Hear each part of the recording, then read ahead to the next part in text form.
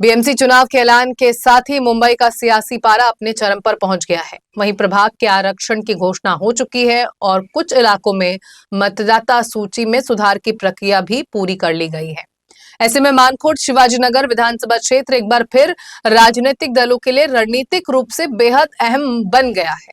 बीते 2 दशकों से इस क्षेत्र में समाजवादी पार्टी का दबदबा रहा है, लेकिन इस बार उसके गढ़ में ऑल इंडिया मजलिस इत्तेहादुल मुस्लिमीन सेंध लगा सकती है। दरअसल इस संभावना के पीछे कई राजनीतिक समीकरण हैं।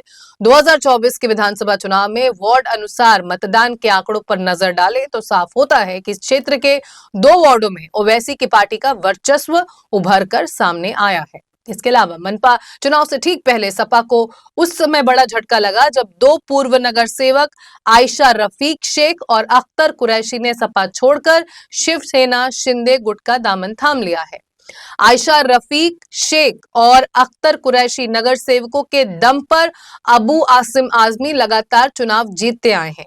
मानखुर्द शिवाजीनगर विधानसभा क्षेत्र में मुंबई मनपा के कुल 9 प्रभाग आते हैं, जिनमें प्रभाग क्रमांक 134 से 142 तक शामिल हैं। 2017 के मनपा चुनाव में सपा ने यहां से 5 सीटों पर जीत दर्ज की थी। वहीं 1 सीट पर एनसीपी, 2 सीटों पर शिवसेना और कांग्रेस 1 सीट पर जीत दर्ज कर चुकी थी। हालांकि बीते कुछ सालों में महाराष्ट्र की राजनीति में हुए बड़े फेरबदल का असर यहां भी साफ दिखाई दिया है।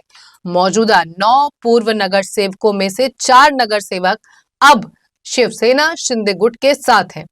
वहीं एआईएमआईएम ने भी इस विधानसभा क्षेत्र में धीरे धीरे अपना आधार मजबूत किया है।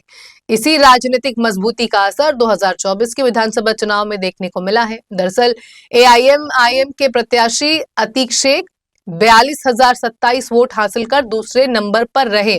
वहीं सपा उम्मीदवार और मौजूदा विधायक अबू आसिम आजमी को 54,780 वोट मिले, जो वर्ष 2019 के मुकाबले काफी कम रहा।